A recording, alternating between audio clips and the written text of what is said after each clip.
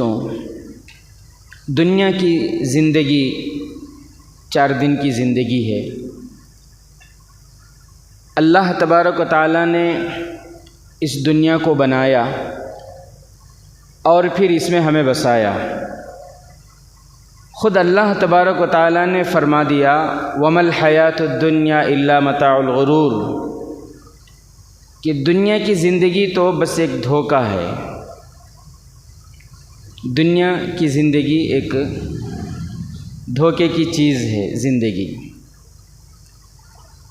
تو کہیں تم دھوکے میں مت پڑ جانا۔ زندگی سے تم دھوکے میں مت پڑ جانا۔ اور جناب آقا محمد الرسول اللہ صلی اللہ علیہ وسلم نے فرمایا دنیا کے جو اب ہم حالات دیکھ رہے ہیں، خاص طور سے ہندوستان کے، بہت تیزی کے ساتھ حالات بدل رہے ہیں۔ اللہ کے نبی صلی اللہ علیہ وسلم نے فرمایا کہ صبح کا مومن شام تک کافر ہو جاتا ہے اور شام کا مومن صبح ہونے تک کافر ہو جاتا ہے۔ اور یہ بدلتے حالات، ان سب کے باوجود اگر اب بھی ہم گناہوں کے ساتھ زندگی گزاریں تو یہ ہماری سب سے بڑی بیوقوفی ہوگی۔ اب بھی اگر ہم اللہ کی نافرمانی کے ساتھ نبی کی سنتوں سے، نبی کے طریقوں سے ہٹ کر زندگی گزاریں تو یہ ہماری سب سے بڑی بیوقوفی ہوگی۔ ہمیں چاہیے کہ ہم کوشش کریں ایمان کے ساتھ، اعمال کے ساتھ اور پیارے نبی صلی اللہ علیہ وسلم کے طریقوں کے ساتھ زندگی گزاریں۔ یہ ہمارے لیے سب سے بڑی کامیابی ہوگی۔ 1-2 جمعہ پہلے میں نے آپ سے کہا تھا کہ نیک بننے کے لیے نیک کام جہاں کرنا ضروری ہے، اس کے ساتھ ساتھ گناہوں کو چھوڑنا بھی ضروری ہے۔ نیک بننے کے لیے نیک کام تو کرنا ہی ہے اور اس کے ساتھ ساتھ گناہوں کو چھوڑنا یہ بھی بہت ضروری ہے۔ گناہ کی وجہ سے، گناہ کا جو نقصان ہے، سب سے بڑا نقصان یہ ہے کہ انسان احسان فراموش ہو جاتا ہے۔ دنیا میں انسان کا سب سے بڑا محسن کون؟ اللہ۔ تو گناہ کی وجہ سے انسان اللہ کی نافرمانی کرنے لگتا ہے۔ نافرمانی یہ احسان فراموشی ہے۔ اور گناہ کی دوسری خرابی یہ ہے کہ انسان کے دل میں زنگ لگ جاتا ہے۔ جیسے لوہے کو زنگ لگ جائے پانی لگنے سے تو لوہا بیکار ہو جاتا ہے، اسی طرح انسان کے دل کو زنگ لگ جاتا ہے گناہوں کی وجہ سے۔ اور گناہ کی تیسری خرابی یہ ہے کہ جو گناہ کے عادی ہو جاتے ہیں ان کے دل میں ظلمت چھا جاتی ہے، ان کے دل میں اندھیرا چھا جاتا ہے۔ اور گناہ کا چوتھا نقصان، چوتھی خرابی یہ ہے کہ جب انسان گناہ کرتا ہے، انسان گناہ کا عادی ہو جاتا ہے تو گناہ کی وجہ سے انسان کی عقل خراب ہو جاتی ہے۔ انسان کی عقل خراب ہو جاتی ہے گناہ کی وجہ سے۔ پھر اسے صحیح اور غلط کے درمیان تمیز کرنا نہیں آتا۔ صحیح کیا، غلط کیا، یہ اسے سمجھ میں نہیں آتا، اس کی عقل میں یہ بات نہیں آتی۔ پھر گناہ کیا، ثواب کیا، یہ بات اس کے ذہن میں نہیں آتی۔ یہ نحوست کس کی ہے؟ گناہ کی۔ اسی بات کو سمجھانے کے لیے میں نے آپ کو ایک مثال دی تھی کہ ابلیس اس کائنات کا سب سے پہلا گنہگار ہے۔ ابلیس اس دنیا کا سب سے پہلا گنہگار ابلیس ہے، شیطان ہے۔ اللہ تبارک و تعالیٰ نے دنیا کو بنایا اور پھر اللہ تبارک و تعالیٰ نے کائنات کو بنانے کے بعد اللہ تعالیٰ نے حضرت آدم علیہ السلام کی تخلیق فرمائی وَإِذْ قَالَ رَبُّكَ لِلْمَلَائِكَةِ اسْجُدُوا لِآدَمَ فَسَجَدُوا إِلَّا إِبْلِيسَ۔ حضرت آدم علیہ السلام کو پیدا کرنے کے بعد اللہ تبارک و تعالیٰ نے حکم دیا کہ آدم کو سجدہ کرو، آدم کی تعظیم بجا لاؤ، ان کی عزت کرو، ان کا احترام کرو۔ سجدہ تعظیم، تو اس وقت سب سے پہلا انکار کرنے والا، سب سے پہلے کفر کرنے والا، سب سے پہلا گناہ کرنے والا، اللہ کے حکم کو نہ ماننے والا وہ ابلیس۔ اس نے اللہ کے اس حکم کو نہیں مانا اور اس نے یہ کہا کہ آپ نے مجھے آگ سے بنایا ہے اور آدم کو آپ نے مٹی سے بنایا ہے، آگ تو اوپر کو جاتی ہے، آگ کا درجہ اونچا ہے اور مٹی کا درجہ نیچا ہے، تو میں کیسے ان کو سجدہ کروں؟ عقل سے یہ بات کہی نا اس نے، تو نافرمانی کی وجہ سے یہ عقل خراب ہونے کی دلیل ہے۔ عقل خراب ہونے کی سب سے بڑی دلیل یہ ہے کہ اس نے وہاں اللہ کا حکم تھا، لیکن اس کے باوجود اس نے عقل دوڑائی، اپنے عقل کو دوڑایا اس نے، اور یہ کہا کہ میں تو بہتر ہوں ان سے، میں آگ سے پیدا ہوا، میں بہتر ہوں، وہ مٹی سے پیدا ہوئے، وہ مجھ سے بہتر نہیں ہیں، اس لیے میں ان کو کیوں سجدہ کروں؟ تو گناہ کی وجہ سے انسان کی عقل خراب ہو جاتی ہے۔ جو لوگ تجارت کے لیے لون لینا چاہتے ہیں، گھر میں شادی بیاہ کے لیے سنگے سے پیسے لینا چاہتے ہیں، گھر کے تعمیری کام کے لیے یا زمین خریدنے کے لیے لون لینا چاہتے ہیں، ان کے دل میں بھی شیطان ایسی ایسی باتیں، الٹی سیدھی باتیں ڈال دیتا ہے، پھر وہ بھی لون کو، سود کو، سنگے کو حلال بتانے کی کوشش کرتی۔ نہیں مفتی صاحب، حالات ایسے ہی، ہمیں کہاں کی پوچھے، ہم نہ ہو تمہیں لیے جا کر کو بولے۔ تو انسان کی عقل خراب ہو جاتی ہے، تو پھر وہ حلال کو، حرام کو بھی حلال ثابت کرنے کی کوشش کرتا ہے، اپنی عقل دوڑا کر، الٹی سیدھی باتیں کر کے، جیسے کہ ابلیس نے کیا۔ تو بہرحال اس دھرتی کا، اس کائنات کا سب سے پہلا گنہگار کون؟ ابلیس۔ میں آپ کو یہ بتا رہا ہوں کہ گناہ کرنے کی وجہ سے جب انسان گناہ کا عادی ہو جاتا ہے تو پھر اس کی عقل خراب ہو جاتی ہے۔ حضرت موسیٰ علیہ السلام کیا تھے؟ کلیم اللہ تھے۔ کلیم اللہ کے معنی اللہ سے بات چیت کرنے والے۔ یہ ان کا یہ خصوصی، ان کی یہ شرف تھی، ان کی یہ فضیلت تھی، ان کا یہ کہ وہ اللہ سے ڈائریکٹ بات چیت کرتے تھے۔ کوہ طور پر جاتے تھے، پہاڑ پر جاتے تھے اور پھر اللہ سے بات چیت کرتے تھے، اسی لیے ان کے ساتھ کلیم اللہ یعنی اللہ سے بات کرنے والے۔ تو حضرت موسیٰ علیہ السلام ایک مرتبہ اللہ سے بات چیت کرنے کے لیے جا رہے تھے۔ میں نے پہلے ہی کہا کہ یہ روایت سند کے اعتبار سے بہت ہی کمزور ہے، لیکن چونکہ اس میں عبرت کی بات ہے، بہت ہی نصیحت کی بات ہے، اس لیے میں آپ کو بتا رہا ہوں۔ لکھا ہے کہ حضرت موسیٰ علیہ السلام اللہ تعالیٰ سے بات چیت کرنے کے لیے پہاڑ پر جا رہے تھے۔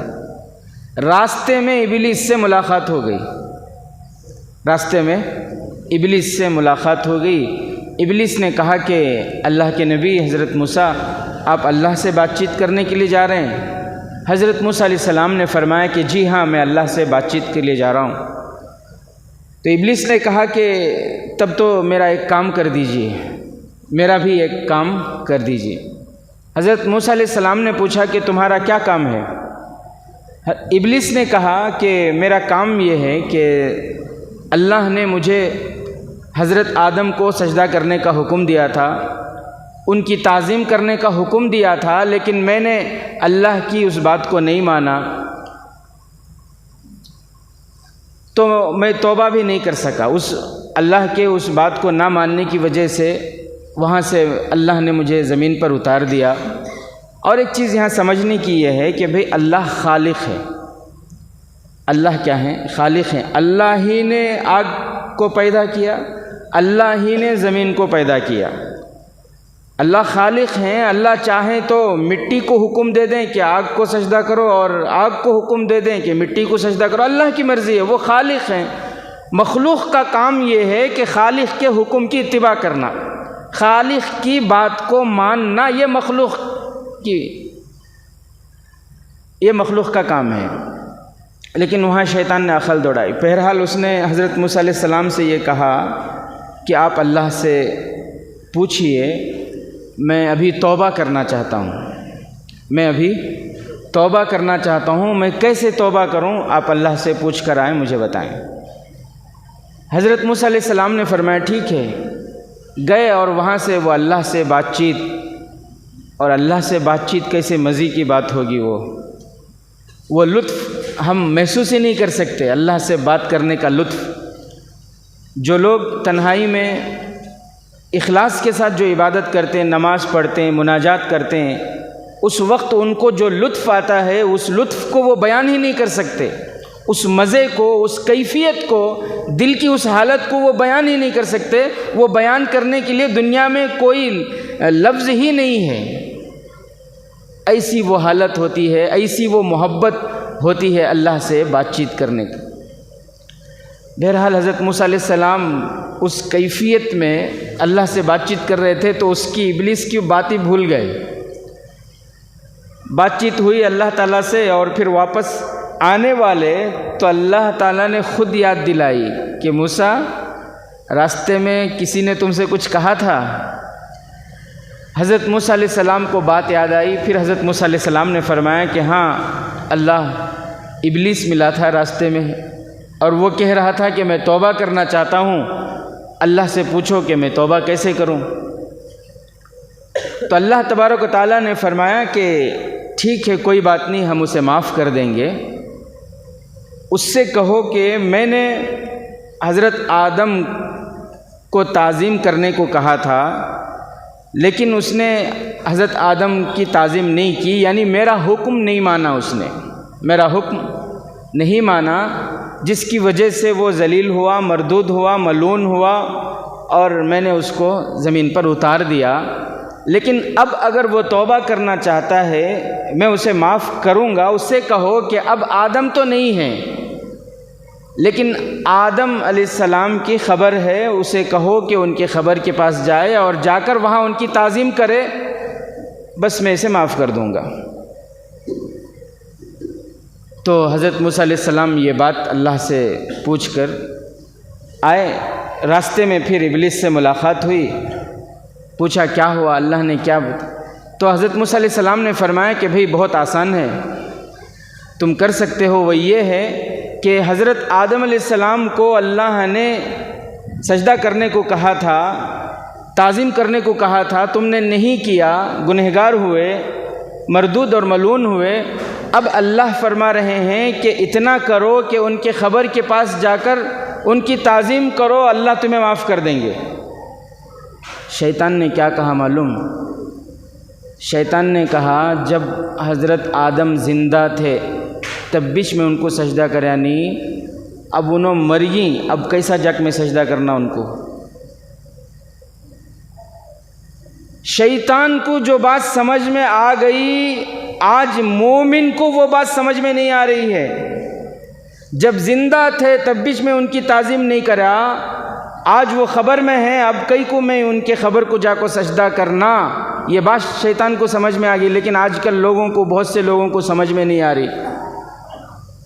ان کی زندگی کا فارمولہ کیا بولے تو نمازہ نہیں، رمضان میں روزے نہیں، تراویح نہیں، قربانی کے دنوں میں قربانی نہیں، حج فرض ہے حج نہیں، کیا بھی نہیں۔ مہینے میں کب چھٹی رہتی ہے کہ آفس کی چھٹی، بچوں کی چھٹی، پوری فیملی کو بلا لے کو، کون سے تو ایک مزار کو جا کو سجدہ کر ڈالے تو پورے مسئلے حل۔ شیطان بھی بول رہا ہے انہوں زندہ تھے میں نہیں کرے، اب مرگی نا، اب کئی کو سجدہ کرنا بول کو۔ سجدہ مزاروں پہ جا کے سجدہ کرنے سے مسئلے حل ہوں گے؟ شرک ہے یہ، اللہ معاف فرمائے۔ ہر گناہ کی معافی ہو سکتی ہے، لیکن شرک کی معافی اللہ برداشت نہیں کرتے۔ شرک کو ان اللہ لا یغفر ان یشرک بہ ویغفر ما دون ذلک لمن یشاء۔ اللہ قرآن میں 5ویں پارے میں فرماتے ہیں میرے بندے تیرے کتنے بھی بڑے بڑے گناہ ہوں گے میں چاہوں گا تو معاف کر دوں گا، لیکن اگر تو شرک کرے گا، میرے علاوہ کسی اور کے در پہ جا کے اپنی پیشانی ٹیکے گا، میرے علاوہ کسی اور سے اپنی ضرورت مانگے گا، میرے علاوہ کسی اور کو یہ سمجھے گا کہ یہ میری مشکلوں کو حل کرنے والے، یہ میری ضرورتوں کو پوری کرنے والے، یہ میری مصیبت کو دور کرنے والے، میرے علاوہ کسی اور کے سامنے جا کے تو سجدہ کرے گا تو یہ ایسا گناہ ہے کہ میں اس گناہ کو کبھی معاف نہیں کروں گا۔ یہ اللہ فرما رہے ہیں۔ اور بہت سے بھائی کیا کر رہے ہیں؟ نہیں، عمرے سے افضل اجمیر کو جانا سکتے ہیں، نہیں کرتے۔ اللہ حفاظت فرمائے۔ بہرحال ٹاپک دوسری ہو رہی، میں اپنے ٹاپک پہ آ جاؤں تو شیطان نے یہ کہا کہ عقل دوڑائی پھر اسے چاہیے یہ تھا، اس وقت بھی اللہ نے حکم دیا تھا کہ آدم کو سجدہ کرو، اللہ کو حکم ماننا تھا، اس وقت بھی نہیں مانا۔ اس وقت بھی حضرت موسیٰ علیہ السلام کے ذریعے اللہ فرما رہے جاؤ جا کر وہاں ان کی تعظیم کرو، اب بھی اللہ کے حکم کو نہیں مانا اس نے، اب بھی اس نے دلیل دینی شروع کر دی، وہ تبش نہیں کرے آپ کئی کو کرنا میں ہی بول کو۔ تو گناہ کرنے کی وجہ سے انسان کی عقل خراب ہو جاتی ہے، پھر قرآن کی بات، حدیث کی بات، دین کی بات، شریعت کی بات اسے سمجھاؤ سمجھ میں نہیں آتا۔ شادیاں یہودی کے طریقے پہ کرو نہ کو، دعوتاں نصرانیہ کے طریقے پہ کرو نہ کو، بچیوں کو یہودیوں کے طریقے پہ رکھو نہ کو، تجارت میں لون لیو نہ کو، سود لیو نہ کو، بھائیکاں کو سنگا بھیجو نہ کو، رتی بھی ٹس سے مسنی نہیں گھستی بات۔ کیوں؟ گناہ کی وجہ سے عقل خراب ہو گئی اس کی۔ راشن کارڈ میں نام ہے اس کا عبداللہ، ووٹر آئی ڈی میں نام ہے کلیم اللہ، لیکن گناہ کی وجہ سے اس کی عقل خراب ہو گئی، اسے سمجھ میں نہیں آ رہا کہ صحیح کیا ہے غلط کیا ہے۔ اس لیے گناہوں سے بچنا بہت ضروری ہے، بچیں گے انشاءاللہ۔ گزشتہ جمعہ کی ایک بات رہ گئی، یہ تو میں 3 جمعہ پہلے کی بات جو رہ گئی تھی وہ بتایا، گزشتہ جمعہ کی ایک بات رہ گئی۔ میں یہ بتا رہا تھا گزشتہ جمعہ، پوچھتے ہیں بہت سے لوگ آج کل سڑکوں میں ایکسیڈنٹ میں، راستوں میں یہاں وہاں لوگ مر جاتے ہیں۔ جیسے ابھی چند مہینے پہلے ایک ٹرین کا بڑا حادثہ ہوا، آپ لوگوں نے بھی دیکھا ہوگا، سنا ہوگا، 2 ٹرین آپس میں ٹکرا گئی جس کی وجہ سے کئی لوگ مر گئے۔ اب مرنے والوں میں لڑکے بھی، مرد بھی ہوتے ہیں، عورتیں بھی ہوتی ہیں۔ تو مردوں کی پہچان تو ہو جاتی ہے داڑھی سے یا پھر جو ہے ختنے سے کہ یہ مسلم ہے یا غیر مسلم۔ تو پوچھنے والوں نے پوچھا کہ عورت کی پہچان کیسے ہوگی؟ عورت کی پہچان کیسے ہوگی کہ یہ مسلم ہے یا غیر مسلم؟ اس کے پہچاننے کا کیا طریقہ ہوگا؟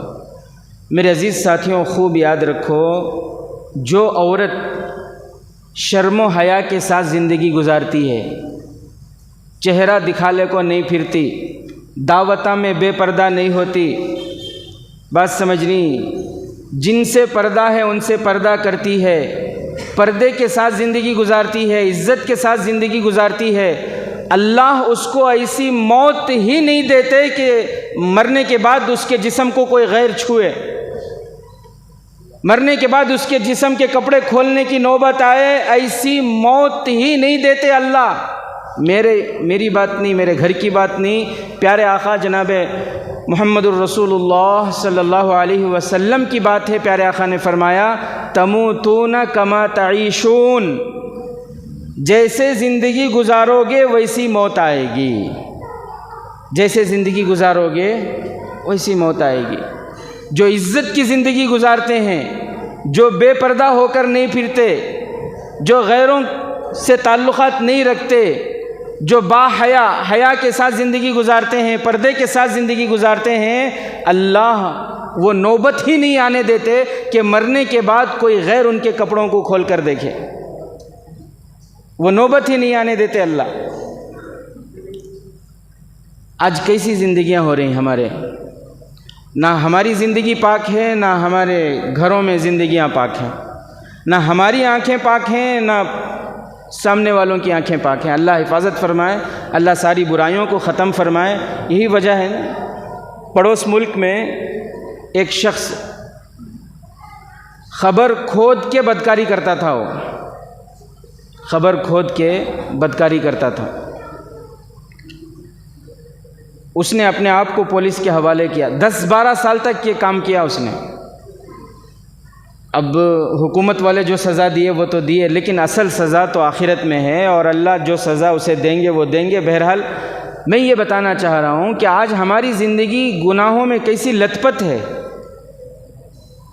وہ کہہ رہا ہے کہ 10-12 سال سے میں یہ کام کر رہا ہوں، کبھی میرے ساتھ کوئی عجیب معاملہ پیش نہیں آیا۔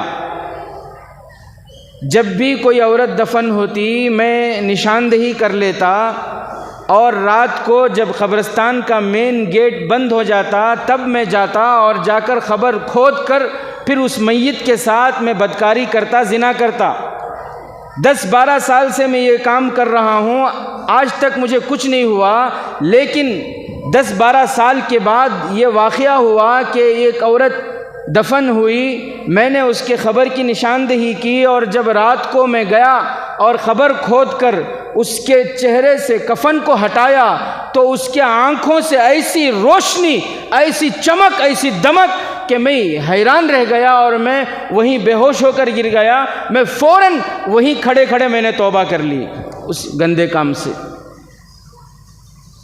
اللہ اکبر کبیرہ۔ اس کا مطلب یہ ہے کہ 10-12 سال سے اس بدکار انسان کو کسی شریف، باحیا، با پردہ، نیک سیرت عورت سے اس کا سامنا ہی نہیں ہوا۔ 10-12 سال سے یہ گناہ کر رہا تھا، اور آج تک کسی متقیہ پرہیزگار عورت سے اس کا سامنا ہی نہیں ہوا۔ 10-12 سال کے بعد آج پہلی مرتبہ اس شہر میں ایک ایسی عورت دفن ہوئی جو پورے شہر میں متقی تھی، پرہیزگار تھی۔ اللہ اکبر کبیر۔ میرے عزیز ساتھیوں، کیسی زندگی ہم گزار رہے ہیں۔ 4 دن کی زندگی ہے، اور پھر دنیا دھوکے کی جگہ ہے۔ پیارے آقا نے صاف فرمایا کہ ایک زمانہ ایسا آئے گا، حالات ایسے ہوں گے، فتنے ایسے ہوں گے، ایمان کو خراب کرنے والی چیزیں ایسی ہوں گی کہ ایک انسان صبح کرے گا ایمان کی حالت میں، لیکن شام ہوتے ہوتے وہ کافر ہو جائے گا۔ شام کو سوئے گا ایمان کی حالت میں، شام کرے گا ایمان کی حالت میں، لیکن صبح ہونے تک وہ کافر ہو جائے گا۔ ایسی تو نہیں بتائی نا پیارے آقا نے۔ پیارے آقا نے فرمایا کہ جو نماز جان بوجھ کر چھوڑ دے ایسا ہے جیسے کہ اس نے کفر کیا۔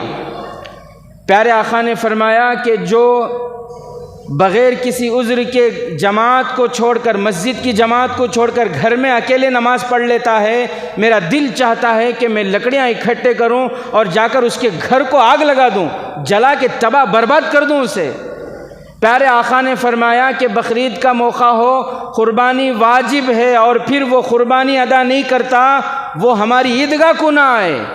پیارے آقا نے فرمایا کہ حج فرض ہے اور اس کے باوجود وہ حج نہیں کرتا، مجھے کوئی پرواہ نہیں، چاہے وہ یہودی ہو کر مرے، عیسائی ہو کر مرے۔ یہ ساری باتیں کیا سمجھانا چاہ رہے ہیں پیارے آقا ہم سے؟ یہ سمجھے تو صحیح۔ کیا پیارے آقا کے دل میں رحم نہیں تھا؟ کیسے رحم دل تھے پیارے آقا صلی اللہ علیہ وسلم۔ امت سے پیار نہیں، امت سے محبت نہیں۔ جہاد میں صحابہ جاتے، اللہ کے نبی صلی اللہ علیہ وسلم بھی جاتے۔ جو صحابہ جہاد کے میدان میں ہوتے، ادھر ان کے گھر کی خبر گیری، جو صحابہ یہاں رہتے ان کے ذمے تھا ان کے گھر کی خبر گیری لینا۔ جو صحابہ جہاد میں ہیں، اللہ کے راستے میں ہیں، ان کے گھر کی خبر گیری، ان کے گھر کو دانہ پانی، راشن پہنچ رہا ہے یا نہیں پہنچ رہا ہے، ان کے گھر میں اگر کوئی بیمار ہیں تو ان کے دوائی کا انتظام ہو رہا ہے نہیں ہو رہا ہے، ان کے چھوٹے چھوٹے بچے ہیں، ان کے بیوی بچے صحیح سالم ہیں یا نہیں، ان کے حالات کی خبر لینا۔ اللہ کے نبی صلی اللہ علیہ وسلم بھی ہوتے مدینے میں تو خبر لیتے تھے۔ آج ہمیں ایسے دنیا پرست، مفاد پرست اور پھر پیسوں کے پجاری ہو گئے ہیں، ہماری گھر کے علاوہ غریب بھان کے گھر کی خبر بھی نہیں لیتے، غریب بھائی کو بھائی بولنے تک گوارا نہیں، کیوں بولے تو غریب نہ انہیں۔ محلے میں اگر کوئی مالدار ہے انہیں سود سے، لون سے دھوکہ دے کو کیسا تو بھی رہندے مالدار ہو گئے، سب بھی بولتی ہیں اے ہمارے قریبی دوستی بھی نو، ہمارے رشتہ داری سے نو۔ وہ سگا بھائی ساتھ میں جنم لیا، غریب ہے بولے تو پسند نہیں اس کی، جورو اس کے گھر کو آنا، اس کے بچے آنا پسند نہیں، کئی کو خامہ خواہ بار بار آتی اس تمہیں۔ اللہ حفاظت فرمائے، یہ دنیا پرستی ہے، یہ پیارے نبی کے طریقوں سے دوری کا نتیجہ ہے۔ بہرحال میرے عزیز ساتھیوں، اللہ کے نبی صلی اللہ علیہ وسلم خبر گیری لیا کرتے تھے۔ ایک جنگ میں حضرت جعفر طیار رضی اللہ تعالیٰ عنہ شہید ہو گئے۔ حضرت جعفر طیار کون؟ حضرت جعفر طیار حضرت علی رضی اللہ تعالیٰ عنہ کے سگے بھائی، ہمارے نبی صلی اللہ علیہ وسلم کے سگے چچیرے بھائی شہید ہو گئے۔ اللہ کے نبی صلی اللہ علیہ وسلم ان کے گھر کو گئے، ان کی بیوی کو خبر دینے کے لیے کہ تمہارے خاوند، تمہارے شوہر شہید ہو گئے اللہ کے راستے میں، یہ خبر دینے کے لیے ہمارے نبی صلی اللہ علیہ وسلم ان کے گھر کو گئے۔ حضرت جعفر رضی اللہ تعالیٰ عنہ کی بیوی کا نام حضرت اسماء بنت عمیس رضی اللہ تعالیٰ عنہ، چھوٹے چھوٹے 3 بچے تھے ان کو۔ ہمارے نبی صلی اللہ علیہ وسلم جب ان کے گھر کو گئے تو چھوٹے چھوٹے بچے آ کر ہمارے نبی سے لپٹ گئے۔ ہمارے نبی بچوں سے اسی محبت کرتے تھے، کوئی دادا اپنے پوتروں سے، کوئی نانا اپنے نواسوں سے وہ محبت نہیں کرتا جو محبت میرے آقا بچوں سے کرتے تھے۔ ایسی محبت تھی بچوں کو پیارے آقا سے، پیارے آقا کو بچوں سے کہ بچے دیکھتے تو آ کر لپٹ جاتے تھے۔ تو اللہ کے نبی صلی اللہ علیہ وسلم جب گھر میں گئے تو حضرت جعفر رضی اللہ تعالیٰ عنہ کے چھوٹے چھوٹے 3 بچے آ کر حضور صلی اللہ علیہ وسلم سے لپٹ گئے۔ اللہ کے نبی صلی اللہ علیہ وسلم ان کے سر پر ہاتھ پھیر رہے ہیں اور آنکھوں سے آنسو جاری ہیں۔ حضرت اسماء بنت عمیس رضی اللہ تعالیٰ عنہ کہتی ہیں میں اللہ کے نبی کے آنسوؤں کو دیکھ کر سمجھ گئی کوئی دکھ بھری خبر ہے، کوئی دکھ بھری خبر ہے، میں سمجھ گئی۔ اسماء فرماتی ہیں کہ میں نے اللہ کے نبی سے پوچھی کہ اللہ کے نبی کیا بات ہے، کوئی تکلیف ہوئی؟ میرے بچوں نے آپ کو کوئی تکلیف پہنچائی؟ آپ رو کیوں رہے ہیں؟ اللہ کے نبی صلی اللہ علیہ وسلم نے فرمایا اسماء اصل میں بات یہ ہے کہ تمہارے شوہر میرے بھائی حضرت جعفر طیار اللہ کے راستے میں شہید ہو گئے۔ تمہارے شوہر ان بچوں کے باپ میرے بھائی حضرت جعفر طیار اللہ کے راستے میں شہید ہو گئے۔ حضرت اسماء رضی اللہ تعالیٰ عنہا روئی اور روتے روتے فرمانے لگی کہ اللہ کے نبی یہ تو خوشخبری ہے، یہ تو خوشخبری ہے، یہ تو خوشخبری ہے کہ میرے شوہر اللہ کے راستے میں شہید ہو گئے۔ میں دعا کیجئے کہ میں ان بچوں کو، میرے ان 3 بچوں کو بھی اللہ کے راستے میں قربان کر سکوں۔ انشاءاللہ میں اپنے ان 3 بچوں کو بھی اللہ کے راستے میں قربان کروں گی۔ اس امت، اس نبی کے امتی ہیں، اس امت میں ہیں آج ہم، لیکن ہماری حالت یہ ہے کہ ایسی امت میں ہونے کے باوجود آج ہمارے چہروں پہ سنت نہیں ہے، اس نبی کا چہرہ ہمیں پسند نہیں ہے۔ اس امت میں ہیں لیکن آج ہماری حالت یہ ہے کہ ہماری شادیاں، ہماری دعوتیں فلسطین میں معصوم بچوں کو، بوڑھوں کو، عورتوں کو مارنے والے، ان کے گھروں کو گرانے والوں کے طریقے پسند ہم نہ، ان کا کلچر پسند، ان کے جیسے کپڑے، جو معصوم بچیوں کو مار رہے ہیں، معصوم بچیوں کی عزتیں لوٹ رہے ہیں، ان کو بے گھر کر رہے ہیں، ان کے اوپر بم گرا رہے ہیں، ایسے لوگوں کے بنائے ہوئے کلچر ہمیں پسند ہیں۔ گھر کیسا ہونا؟ جیسے یہودی کا ہے، جیسے عیسائی کا ہے۔ جورو کیسی ہونا؟ جیسے یہودیوں کے ہیں، جیسے عیسائیوں کے بیویاں ہیں، ہماری بیوی بھی ویسی میک اپ کرنا، ہمارا گھر بھی ویسا چھونا، ہماری تجارت بھی ویسی چھونا، جمعہ کے دن بھی ہم نہ کپڑے ویسے چھونا جیسے یہودی پہنتے ہیں، جیسے عیسائی پہنتے ہیں۔ اللہ والوں کے پسند نہیں ہمیں۔ اس امت میں ہیں آج ہم۔ میرے عزیز ساتھیوں، خوب یاد رکھو، 2 دن کی زندگی ہے، یہود و نصارہ کے طریقے پر چل کر زندگی برباد مت کرو۔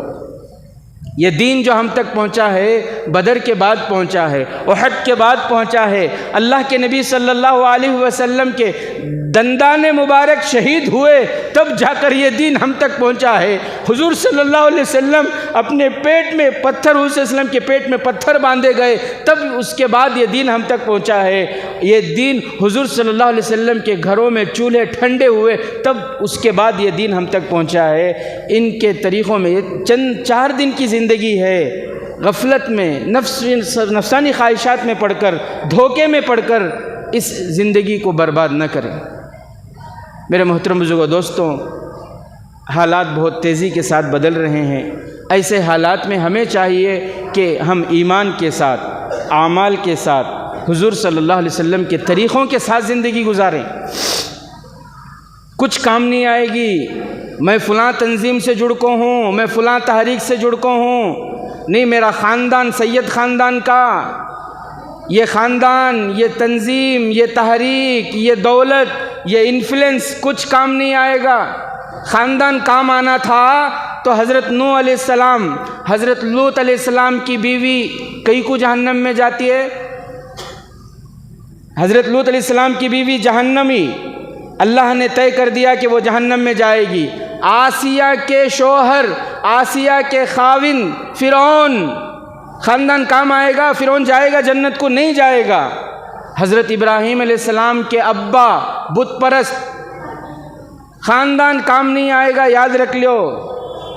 دولت کام نہیں آئے گی، انفلوئنس کام نہیں آئے گی، کام آنے والی چیز اگر ہے تو اللہ اور اس کے رسول کی اطاعت، اللہ اور اس کے رسول کی اطاعت یہی کام آنے والی ہے۔ تو اس لیے میرے عزیز ساتھیوں، ارادہ کریں کہ انشاءاللہ قرآن کی تلاوت کریں گے، انشاءاللہ قرآن پڑھنا ہے، علماء سے تعلق رکھیں گے، اللہ والوں سے، بزرگوں سے، علماء سے تعلق رکھیں گے، اور نمازوں کی پابندی کریں گے انشاءاللہ، اور بالخصوص صدقہ خیرات، صدقہ خیرات کثرت سے، جتنا آپ سے ہو سکے، دن میں 1 روپیہ، 2 روپیہ، 10 روپیہ، 100 روپیہ، 1000، جتنا آپ سے ہو سکے، اللہ نے آپ کو صحت دی، روزانہ صدقہ خیرات کریں۔ اس سے بھی اللہ تعالیٰ بڑی بڑی مصیبتوں کو ٹال دیتے ہیں۔ جلدی 2 منٹ میں ایک واقعہ بول کے اپنی بات کو ختم کروں، کیونکہ یہ بولنا کر کو میں ضروری سمجھ رہا ہوں۔ گزشتہ جمعہ مجھے شکایت یہ پہنچی کہ وہ وی لیوٹ والے اتنے کنجوساں ہو گئے، کیوں، کیا ہوا؟ نہیں، کبھی 3-4 ہزار سے کم ہمارا چندہ نہیں ہوا، یہ بار ہسٹری میں پہلی بار خالی 700 روپے چندہ ہوئے کر کو کون کی بولے۔ تو میں بولا نہیں بھائی، وی لیوٹ والے کی کیا بھی غلطی نہیں، میرے بولنے میں کمی تھی، شاید میں جیسا ان کو بولنا تھا، جیسا سمجھانا تھا ویسا نہیں سمجھایا، یا انہوں سمجھ نہیں سکے۔ تم نہ بھی عام جیسے دوسرے لوگاں کھڑے رہتی ہیں ویسا تم نہ سمجھ کو دال کو چلے گئے رہیں گا، معلوم رہتا تو ایسا ہرگز نہیں کرتے تھے، سب بھی دل کھول کو آج تک دیں، اور پھر جب تک اللہ باحیات رکھے انشاءاللہ دیتی کر کو بول کو میں ان کو وعدہ کریا، انشاءاللہ پھر کبھی آپ کا نمبر آئے گا تو دل کھول کر انشاءاللہ ہماری سخاوت آپ دیکھیں گے، وی لیوٹ کی سخاوت دیکھیں گے بول کو بھیجا ان کو۔ بہرحال میرے عزیز ساتھیوں، میں یہ کہہ رہا ہوں کہ صدقہ خیرات یہ بہت بڑا ہتھیار ہے اللہ کی طرف سے، اللہ نے اس امت کو دیا، ورنہ ہمارے اعمال، ہمارے گناہ ایسے ہی اللہ کے نبی کی دعا اور یہ صدقہ خیرات نہیں رہتے تو کب کچھ ہمیں ہلاک و تباہ برباد ہو جاتے۔ حضرت عیسیٰ علیہ السلام کے زمانے میں ایک دھوبی تھا، حضرت عیسیٰ علیہ السلام کے زمانے میں، بھائی بولو نا، کیا نیند آ رہی کیا؟ وہ دھوبی کیا کرتا تھا بولے تو اس کے کپڑے اسے، اس کے کپڑے اسے دیکھو چپ ستاتا تھا۔ ہوتی بعض لوگ خاموش نہیں رہتے، بچہ خاموش بیٹھا ہے، چپکے تو بھی اس کی ٹوپی کھینچنا، اس کے کلے کھینچنا، اسے رلانا، کی بھی ایسا نہیں، مجھے بہت اچھا دکھتا ایسا بچنگ رلانے۔ تو ایسا بعض لوگوں کی طبیعت میں شرارت رہتی ہے، بعض لوگوں کی طبیعت میں شرارت رہتی ہے۔ وہ دھوبی ذرا ایسا شریر تھا، انہیں کیا کرتا ہے، ان کے کپڑے، سلیم کے کپڑے عبد الرحمن کو، عبد الرحمن کے کپڑے سلیم کو، ایسا دیکھو انہوں آپس میں کیا بات، تیرے کپڑے میرے کنے آگی، میرے کپڑے تیرے، انہوں پریشان ہونا، انہیں خوش ہونا۔ لوگاں اسے سمجھائے نہیں سمجھا، حضرت عیسیٰ علیہ السلام کو جا شکایت کرے، ایسا انہیں دھوبی بہت شرارت کرتا ہے، ذرا اس کے واسطے بد دعا کر ڈالو، اچھی ایسی بد دعا کرو، اسے سبق ملنا۔ حضرت عیسیٰ علیہ السلام نبی تھے نا، نبی دعا بھی قبول ہوتی، نبی کی بد دعا بھی قبول ہوتی، دعا کر دے لے اللہ اسے زمین کی بلاؤں میں سے کوئی بلا اس پر مسلط کر دے، کوئی سانپ بچھو اس پر مسلط کر دے گا۔ حضرت عیسیٰ علیہ السلام دعا کرے، بد دعا کرے، ان کی بد دعا قبول ہوگی۔ انہیں کپڑے لپیٹتا تھا نا، سکا کو کپڑے لپیٹتا تھا نا، اللہ وہاں ایک سانپ کو بھیج ڈالے، وہ اس کے کپڑوں کی گٹھری میں وہ سانپ، اللہ نے اس سانپ کو یہ حکم دیا کہ اسے ڈسو کر کے، تاکہ اسے تکلیف ہو اور یہ شرارت سے باز آئے۔ نبی کی دعا تھی اللہ قبول کرے، سانپ کپڑوں کی گٹھری میں، کپڑے دھو کو، سکا کو، گٹھری بنا کو، سر پہ ڈال لے کو، لے لے جا رہا، گھر کو جا کھولتے ہی سانپ کاٹنا سو اسے۔ لیکن راستے میں یہ جو آتا جاتا تھا بہت دور کا تھا، دوپہر کے کھانے کے لیے 3 روٹیاں وہ ہمیشہ لاتا تھا، راستے میں ایک سایہ دار درخت کے نیچے بیٹھ کر وہ روٹی کھا کے پھر گھر کو جاتا، بہت دور اس کا گھر تھا۔ تو اس دن کیا ہوا، سانپ آیا اس کی گٹری میں، لوگوں نے دیکھا، حضرت عیسیٰ علیہ السلام نے بھی دیکھا، اور سب انتظار میں ہیں کہ گھر جائے گا پھر اس کی خیریت ہوگی۔ راستے میں کیا ہوا، ایک فقیر نے اس سے مانگا کہ بہت بھوک لگی ہے، کچھ کھانے کا آپ کے پاس ہو تو دیجیے۔ اس نے ایک روٹی نکال کے اس کو دے دی، اس نے دعا دی، اللہ تعالیٰ تم نہ زمینی بلاؤں سے اللہ تمہاری حفاظت کرے۔ خوش ہو گئے، انہیں خوش ہو کو دوسری روٹی دی، اس نے دعا دی، اللہ آسمانی بلاؤں سے تمہاری حفاظت کرے، اور خوش ہوگا، خوش ہو کو تیسری روٹی بھی دے اللہ، انہیں دعا دے، اللہ تعالیٰ ظاہری باطنی زمینی آسمانی ہر قسم کی بلاؤں سے اللہ تمہاری حفاظت کرے۔ وہ فقیر کی دعا قبول ہوئی، غریب کی، مسکین کی، محتاج کی دعا قبول ہوئی۔ اللہ نے جو اپنا فیصلہ بدلا، اللہ نے فرشتے کو متعین کیا کہ جاؤ اور جا کر وہ گٹھری کھولنے سے پہلے اس سانپ کے منہ کو بند کرو تاکہ وہ سانپ کاٹ نہ سکے۔ اللہ اکبر کبیرہ۔ لوگ پریشان، 1 دن ہو گئے، 2 دن ہو گئے، کیا بھی تکلیف نہیں۔ حضرت عیسیٰ علیہ السلام کے پاس گئے، بولے تمہیں بھی دیکھے ہمیں بھی دیکھے، سانپ اللہ متعین کرے لیکن کیا بھی چھوا نہیں نا اب تک۔ حضرت عیسیٰ علیہ السلام اللہ سے دعا کرے، اللہ یہ کیا ماجرا؟ اللہ تعالیٰ نے فرمایا کہ اس کے صدقے کی بدولت ہم نے اس کو اس تکلیف سے نجات دے دی۔ اس نے جو صدقہ کیا اس صدقے کی وجہ۔ تو میرے عزیز ساتھیوں، صدقہ ایسی بڑی دولت ہے۔ اللہ سے دعا ہے کہ اللہ تبارک و تعالی ہم تمام کو ایمان کے ساتھ، اعمال کے ساتھ، پیارے نبی صلی اللہ علیہ وسلم کے پیارے طریقوں کے ساتھ زندگی گزارنے کی توفیق عطا فرمائے۔ آمین۔ وآخر دعوانا الحمدللہ رب العالمین۔